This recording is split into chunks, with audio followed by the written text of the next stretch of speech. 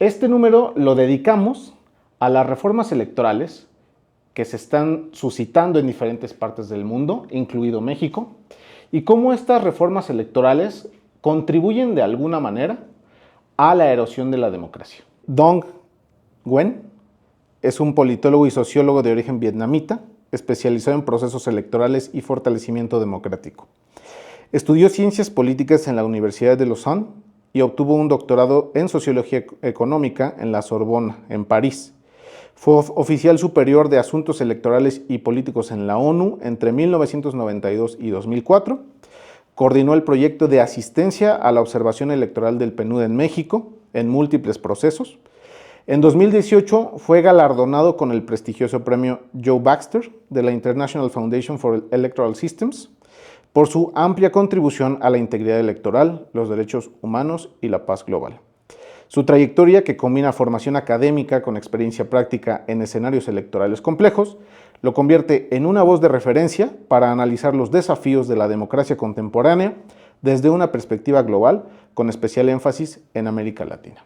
De nuevo te agradezco mucho que nos recibas y que nos abras este espacio para platicar contigo. ¿Cuál dirías tú que son los principales signos de alerta que muestran una erosión democrática, si es que tú los ves, que muestran una erosión democrática en el ámbito electoral en América Latina? Si me permites, yo voy a hablar de manera general. Cuando hablo de IDEA Internacional, el último informe de IDEA Internacional y de lo que se llama el proyecto de integridad electoral, anuncia como 7 o 8 puntos de preocupación en términos, yo diría, del proceso electoral en América Latina.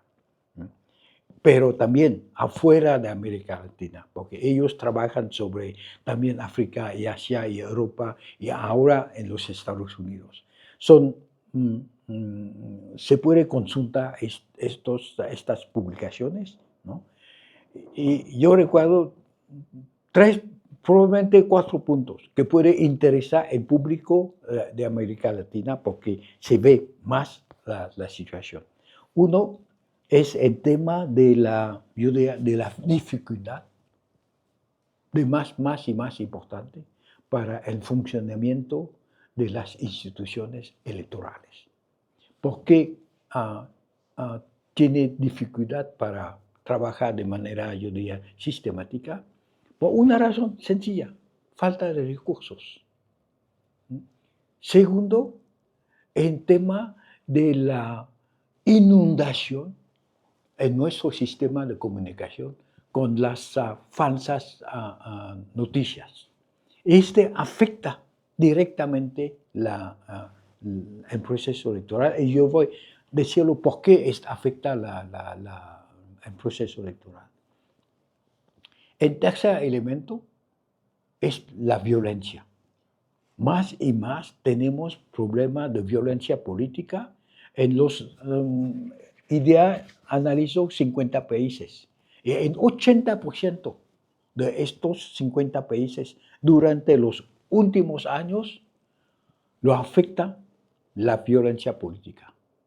Violencia política, violencia de narcotráfico, violencia de compra y de voto, etc. Este es una dificultad, la tercera dificultad. Y luego, yo diría, la dificultad que más grande es hacer frente a nueva tecnología del voto.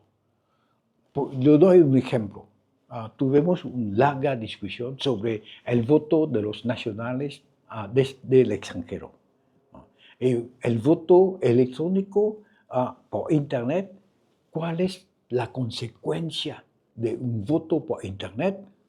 Hay una consecuencia inmediata, que es que no se puede respetar un pilar del proceso electoral libre, es el secreto del voto. ¿Cómo respetar, preservar el voto de una persona que vive en California con su familia y quién va a ver su voto? Todo el mundo puede verlo.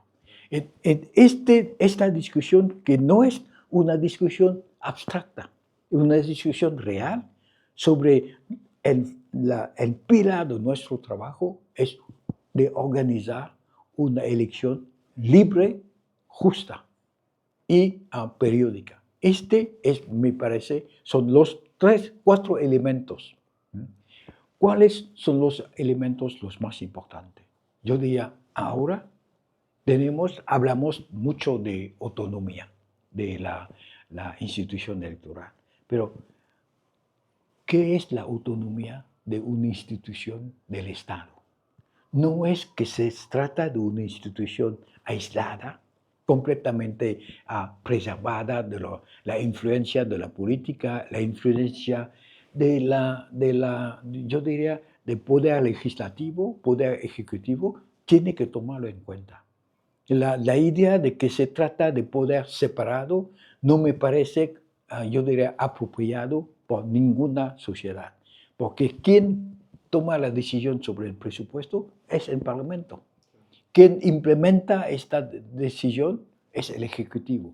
Y quien es beneficiario de estos votos del presupuesto son las organizaciones supuestamente autónomas.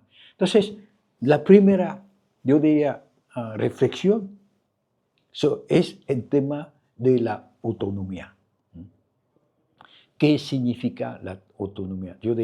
El ejemplo de México me parece muy ilustrativo. Es que México decidió, ¿no?, de entrar en un proceso de cambio democrático a partir de la autonomía, que es a partir de la profesionalización de las instituciones electorales.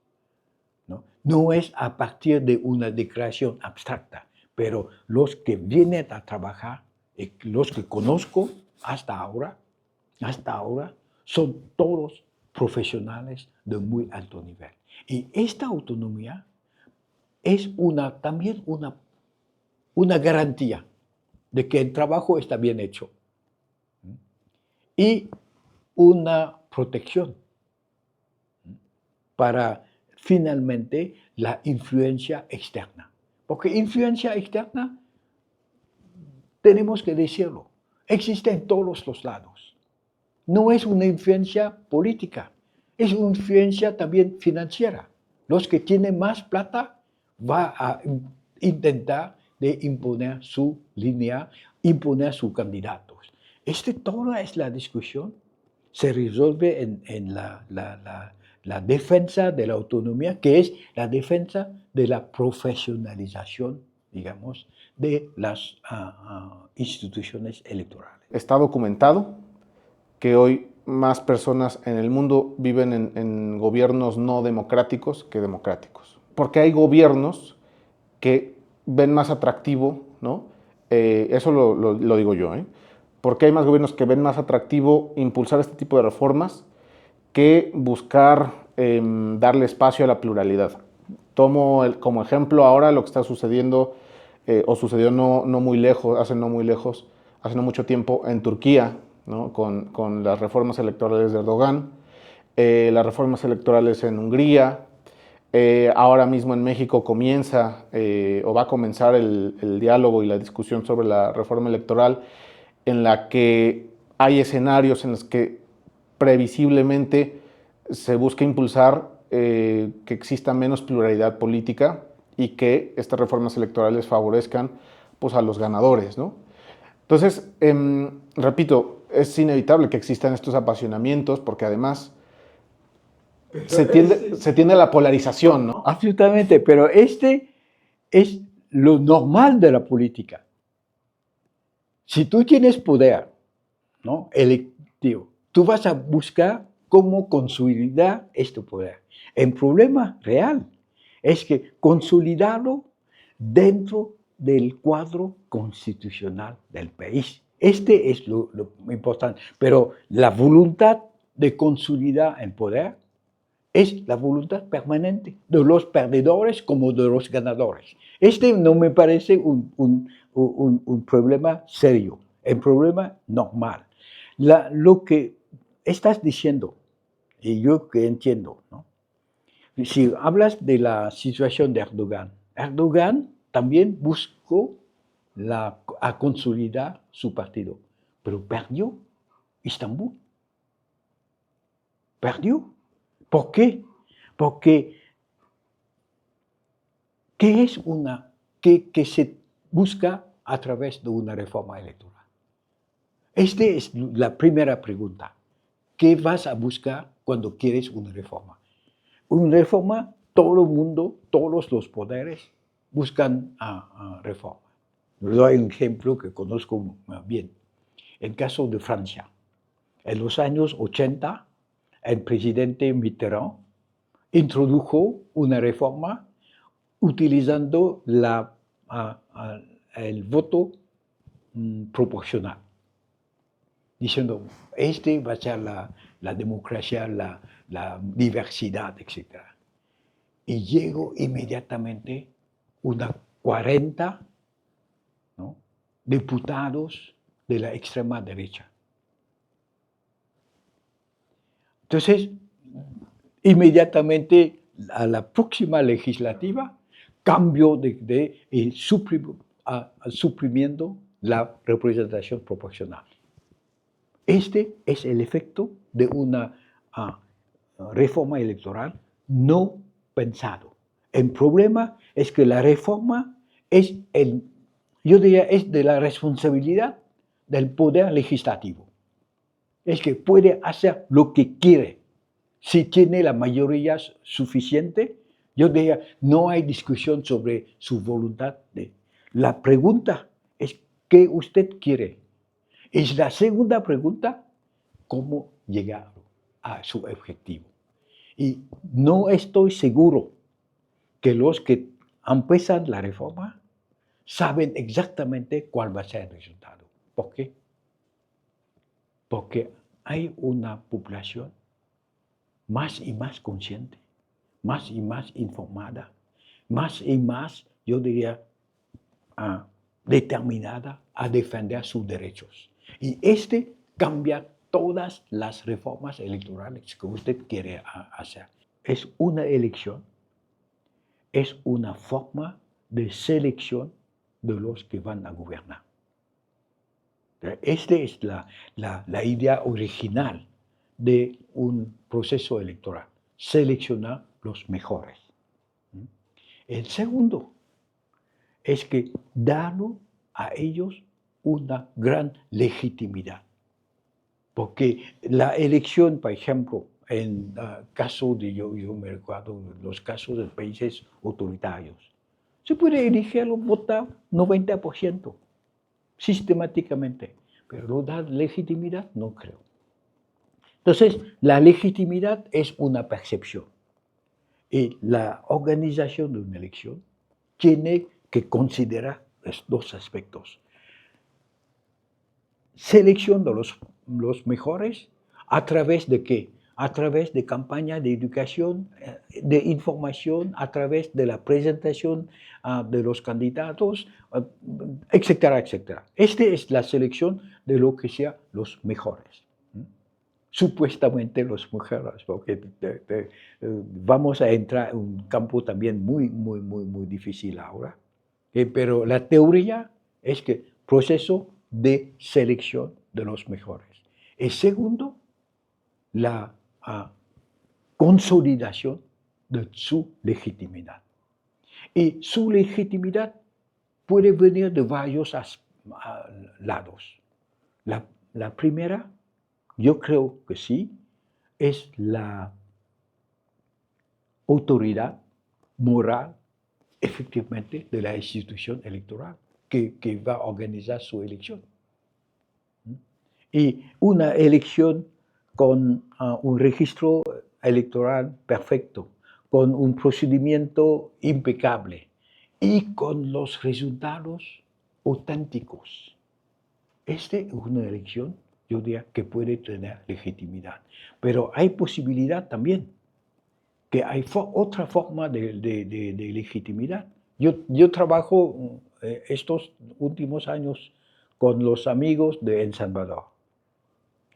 Yo me di cuenta de que el gobierno actual de El Salvador tiene una legitimidad muy importante, no porque la gente vota masivamente para él, pero que la gente considera su eficacia como Estado. Porque ¿cuál es el deber primero de un Estado? Es proteger a la gente. Si usted puede cumplir con este aspecto, ya tiene legitimidad. Yo, en mi vieja cultura, en los años feudal, ¿no? En China, en Vietnam, ¿de dónde viene la autoridad del emperador? Viene del hecho que es el hijo del cielo. El emperador es representante en la tierra del cielo, pero este es abstracto.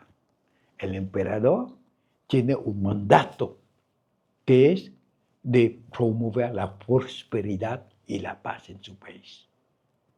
Este viene su autoridad, ¿no? Ahora allí sí tenemos la autoridad del voto, pero la autoridad del voto no es suficiente si el gobierno que salió de el voto no es capaz de cumplir con su deber. Y su deber, efectivamente, es mantener la seguridad de la persona, mantener la seguridad de la propiedad, mantener también, yo diría, cierta idea de la justicia. Y en este sentido, sí puede buscar su legitimidad, pero lo dijo, es un problema muy complicado.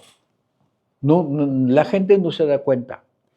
Le doy, si me permites, hacia una diversión, porque yo tuve una amiga muy, muy cercana, que era embajadora en Vaticano, y asistió a las elecciones del Papa Francisco.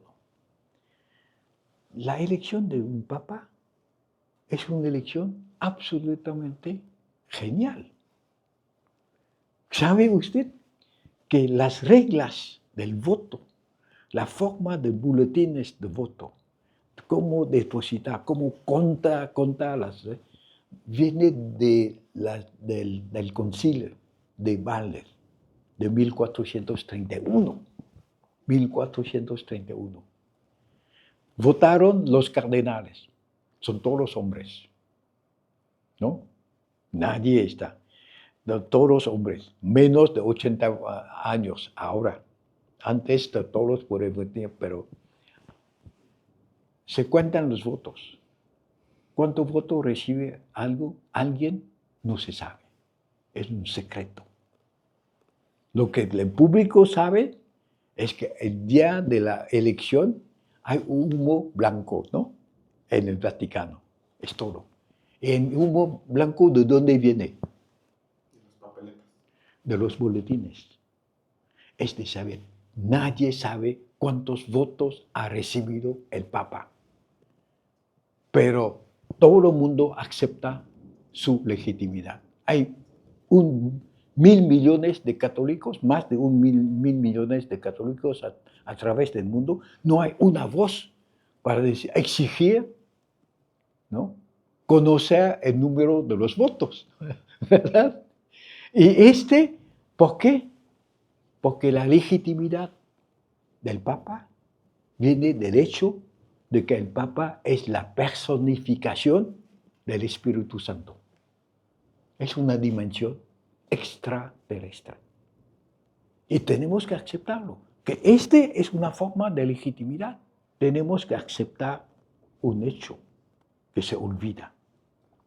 Es que la política ahora es una profesión. No es un juego social. Del tiempo de mi abuelo, la política es algo entre los ricos, la élite que dice, Jesús, ¿quieres tomar la defensa? Sí, ¿por qué no? Esta es la política de los años del siglo XIX. La elección tiene también un objetivo, yo creo, importante. Y yo insisto sobre de que da fuerza a la profesión de la política y especialmente romper la transmisión del poder a través de la aristocracia o a través de la herencia. Este es el tema, yo diría, central. Hablamos de Haití, porque yo trabajé más de 20 años en Haití. El presidente Aristide, que el primer presidente elegido de manera democrática, abierta, estuvo como 5 años. Y luego nombró su gemelo, que también maneja 5 años. Y Aristide se retiró como primer ministro de su amigo, de su gemelo. Y después de 5 años, Aristide regresó al poder. Es una burla de las elecciones, claro, porque no se rompe realmente. Pero ¿quién puede decir nada? ¿Quién puede decir cualquier cosa? Es una elección de los intelectuales o de los que conocen el tema de indicar dónde son los obstáculos posibles. Pero es un trabajo, yo diría casi de asesor, ¿no? Un asesor es alguien que apunta las dificultades y no alguien que critica sin saberlo. Este es mi punto. Yo, hasta que se discute, porque parece que hay una discusión sobre este tema, hasta que se discute la reforma, todo el mundo tiene efectivamente como ciudadano la responsabilidad de hablar y de apuntar, cuídate, este camino es peligroso, pero si no, yo diría, no hay razón de ser, yo diría, pesimista en frente de cualquier proyecto. El proyecto es un proyecto, es un borrador que se va a discutir a nivel, lo que es importante, que se va a discutir a nivel legal, nivel constitucional, y a partir de todo el mundo tiene su voz para opinar sobre lo que le parece bien. Ninguna reforma va a recibir un apoyo unánime, porque México es un país democrático en ese sentido. Se acepta opiniones completamente diferentes. ¿Qué pasa cuando, aún con estas reformas en medio, estos gobiernos no son capaces? ¿Qué pasa con estos gobiernos? Con estos gobiernos que hacen sus reformas, impulsan el proyecto, pero en el camino dejan de cumplir con sus responsabilidades básicas. El Salvador, ¿no?, ha cambiado la Constitución para permitir la reelección punto, del presidente. Y todo el mundo grita diciendo, la puerta abierta a la dictadura. Yo diría, cálmase. Porque yo conozco países, especialmente Francia, donde el 1958, la Constitución de la Quinta República permite la reelección sin límite. De 58 a 94, 95,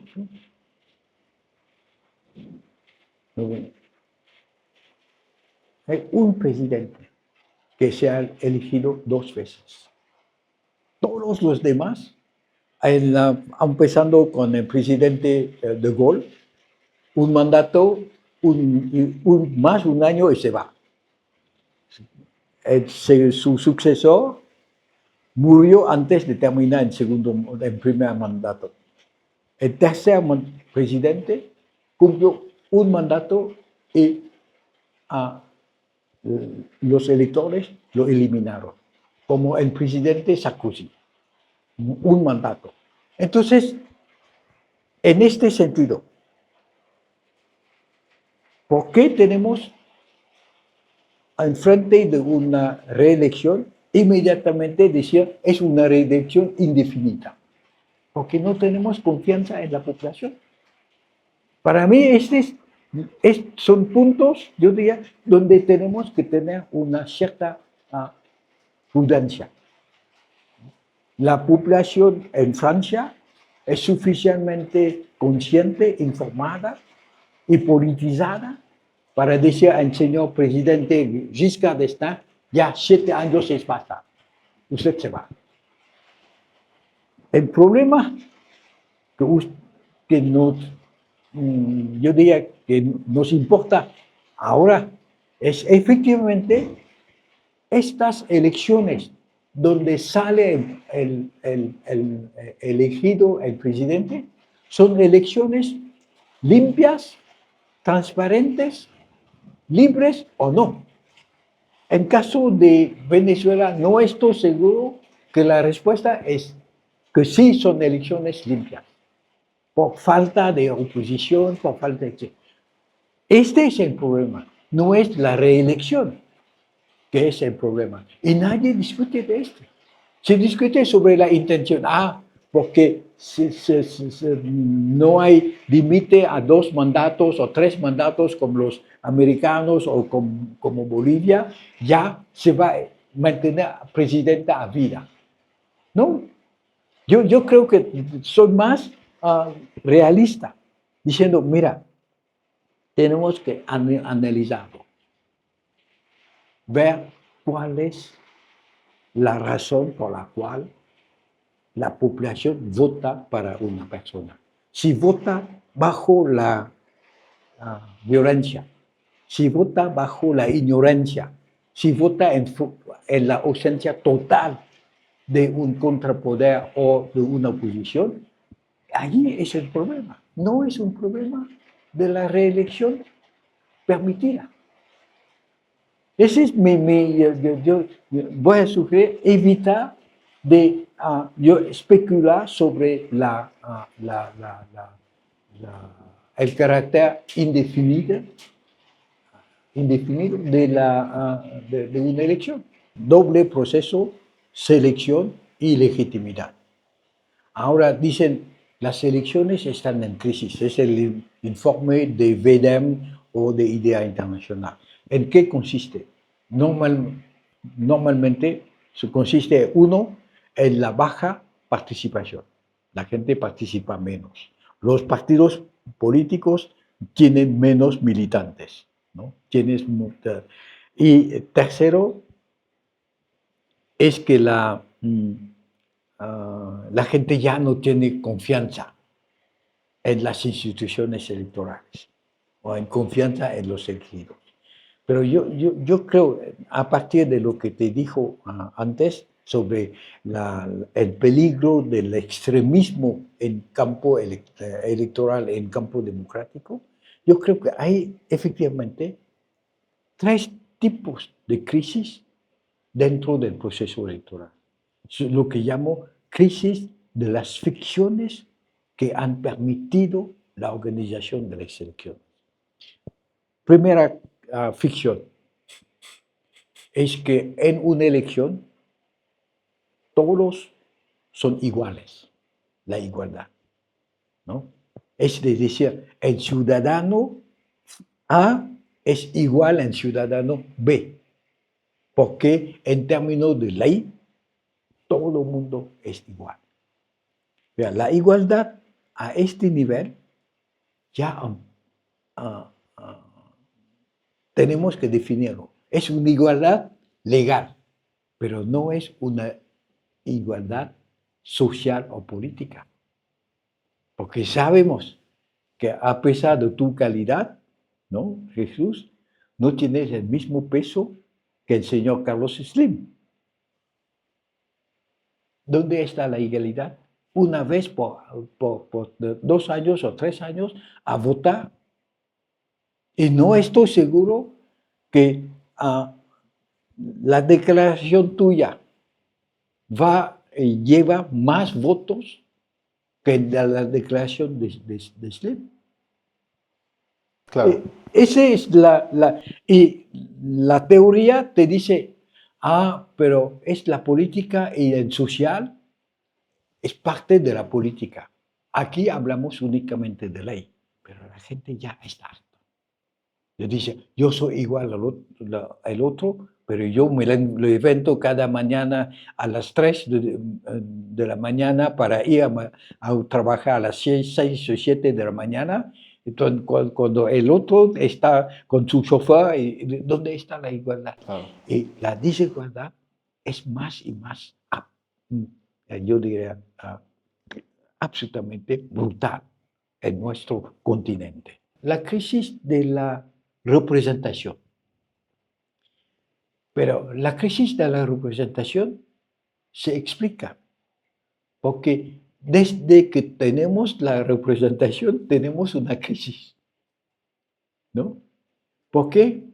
Porque en la representación viene del hecho de la caída o la desaparición de la monarquía.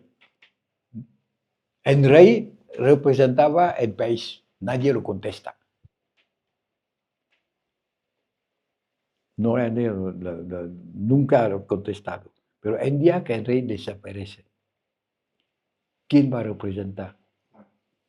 ¿Quién es el representante del pueblo? ¿Qué representa este señor?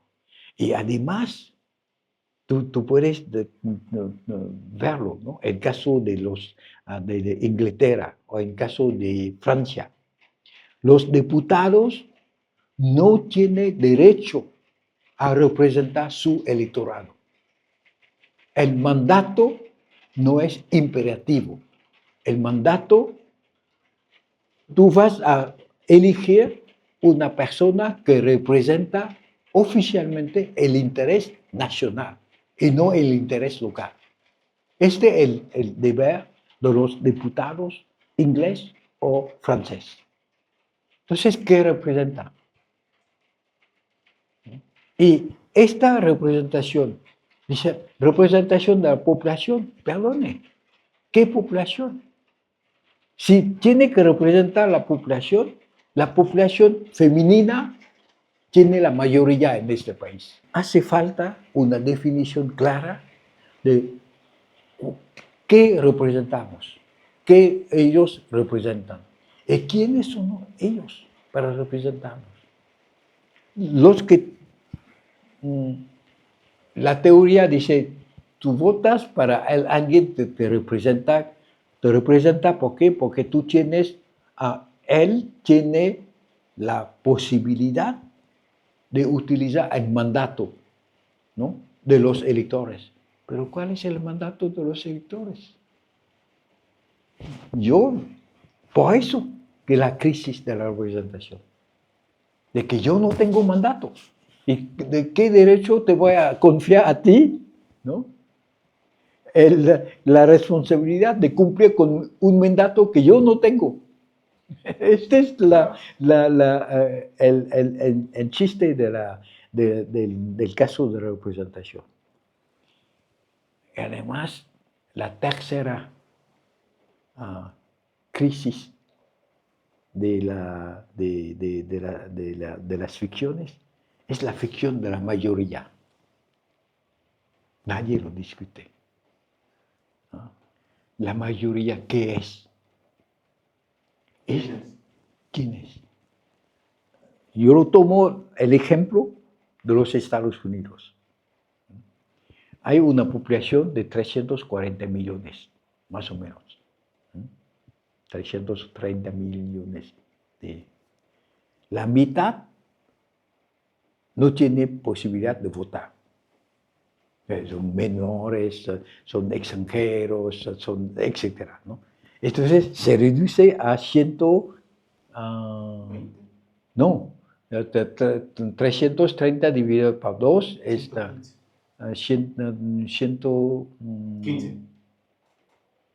160. ¿sí? 160. 2,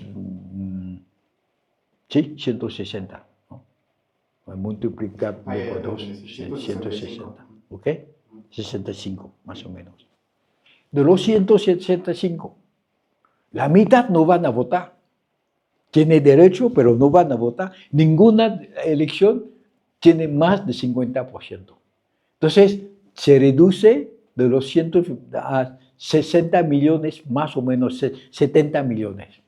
De los 70 millones, el ganador gana 50%. Es 40 millones. Es la mayoría. Es la mayoría del pueblo electoral. Es que el voto, pero nunca es la mayoría de la población total.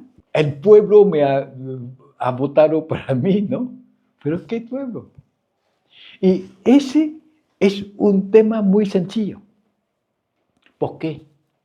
Porque en la vieja tradición de las elecciones no puede existir una mayoría, porque cuando hay mayoría hay minoría. Y entonces hay división. Todos los gobiernos buscan la unanimidad para evitar la división, porque la división significa conflicto. Esa es la raíz de nuestro sistema. Por eso que la iglesia quema los boletines. Para decir, el voto unánimo. Si el voto unánimo, ¿para qué? Tú tienes que votar. Por la obligación, ¿no? La tendencia a buscar la unanimidad. Esta ficción ya no existe. ¿Por qué? Porque en un país tan diversificado que México, o que cualquier país, tú tienes algo que nunca apareció en las elecciones, es la comunidad. Tú tienes igualdad de los individuales, pero no tienes igualdad de las comunidades. Este es todo el problema de la última crisis, de lo que se llama la crisis efectivamente de la representación. Porque tú vas a votar por quién. Normalmente, en la teoría, tú vas a votar para la persona que te da el programa lo mejor, ¿no?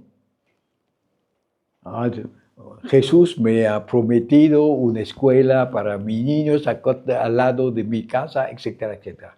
Entonces, sobre la base de este programa, voto para ti. Pero hoy en día, ¿quién vota sobre la base de un programa? ¿Quién sabe, quién conoce el programa de los candidatos? Nadie. Entonces la pregunta no es solamente a quién elegimos, sino a quién queremos elegir con base en qué elementos. Base de la popularidad social. ¿Cuántos futbolistas? ¿Cuántos actores de cinema? ¿Cuántos celebridades han sido elegidos? Un montón. ¿Por qué? Por esta falta de discusión sobre el profesionalismo del trabajo. Cualquier tipo puede venir, yo mando. Y voy a contratar consultores o técnicos para hacerlo. Pero me parece el problema lo más central de las elecciones. Y finalmente, hay un punto que me parece que nadie se discute porque nadie tiene solución. Realmente nadie tiene solución. Es el problema que más y más el resultado legitima las elecciones. ¿Por qué? Porque ¿cuántas personas rechazan su derrota? Yo, en 2016, cuando el señor presidente de los Estados Unidos era candidato, ¿no? 45 presidente. Él, en octubre, las elecciones en noviembre, en octubre, el señor dijo, yo aceptaré los resultados si gano. Todos, el New York Times publicó una serie de 3 artículos larguísimos para explicar la historia, pero nadie sabe qué hacer. ¿Qué hace? Y ahora las crisis de las elecciones vienen del hecho de que los resultados definen la calidad de las elecciones, no el contrario. Ya todos los trabajos sobre la integridad intelectual, etc., no sirven a nada cuando el perdedor dice yo no. Y yo fui testigo de elecciones completamente ilegal o prácticamente ilegal, pero que nadie contesta. ¿Cuál es el ejemplo? Era 1994 en Sudáfrica, cuando el señor Mandela se presentó como candidato. Y yo en este tiempo fui asesor de las Naciones Unidas para la organización de las elecciones. Acompañé a la comisión a una discusión con el presidente de Klerk y el presidente Mandela. El presidente de la comisión dice, señores, no podemos organizar elecciones a la fecha que usted decide. ¿Por qué? Porque hay millones de sudafricanos que no tienen identidad, no tienen tarjeta de elector. Porque en esta población no hay certificado de bautismo, no hay certificado de nacimiento, no hay nada. No hay nada que acredite las personalidades. Absolutamente. Y hasta los dedos, no hay huellas, porque trabajan en la tierra. Es como identificar quién es quién, ¿no?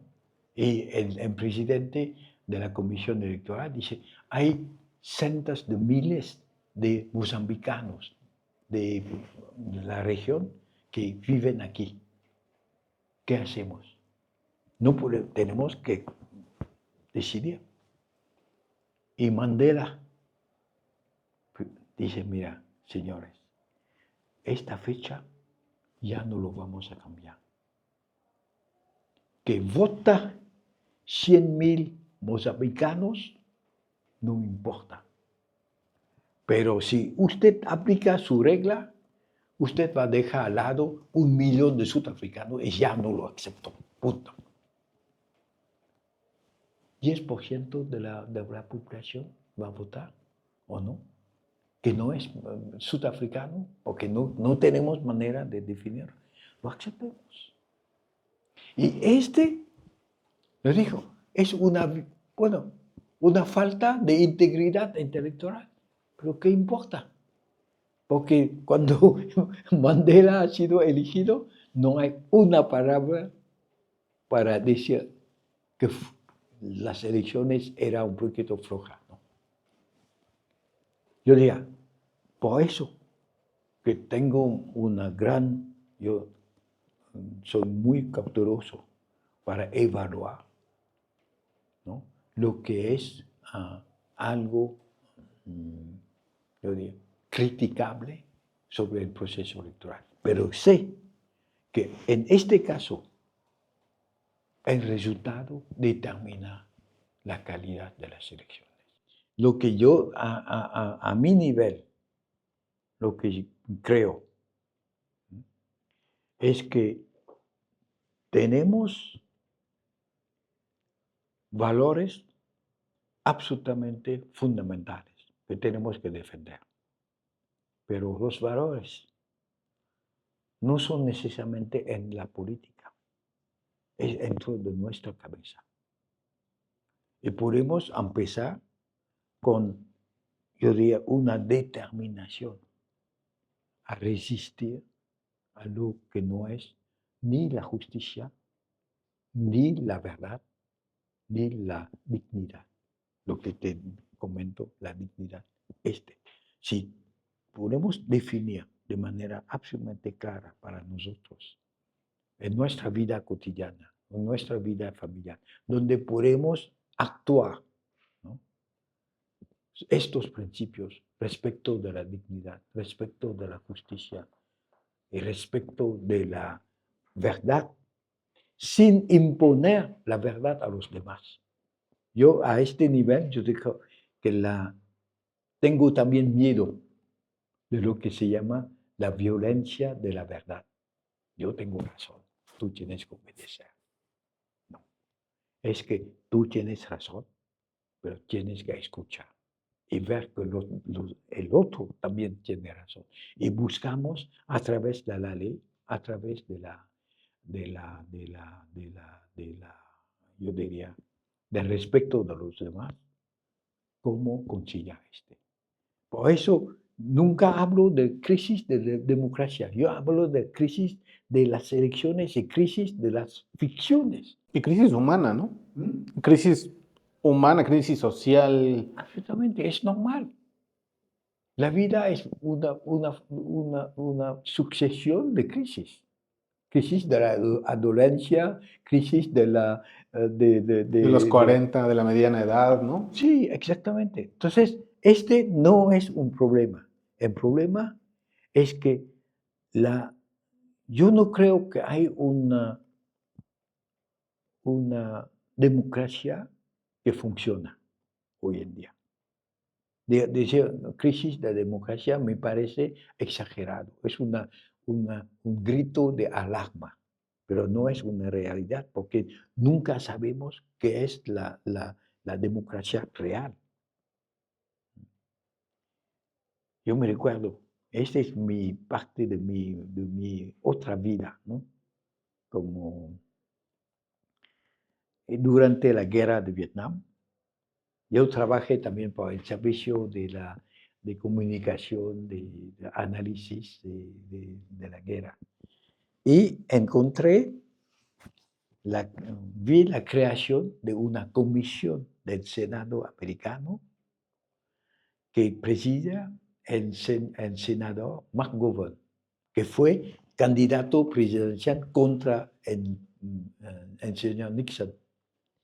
¿Y de qué se trata esta comisión? Se trata era 72, ¿eh? Se trata de examinar las enfermedades de la democracia americana. Pero dentro de este informe sobre la crisis de la democracia, las enfermedades de la democracia americana, nunca habló de la guerra de Vietnam. No hay una palabra, como si no existe. Este es un problema de reflexión para nosotros. ¿Cuál es la coherencia entre la democracia interna americana y su política externa? Cuando hasta 72 había 500,000 soldados americanos en una tierra extranjera. Y no existe. No existe. Y esta presencia, para mí, era la raíz de la crisis de la práctica democrática americana. ¿Por qué? No por la violencia de la guerra. No, ya pasó. Porque para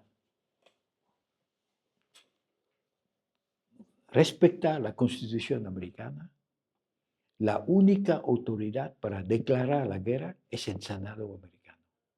El Senado nunca habló de guerra, de declarar la guerra.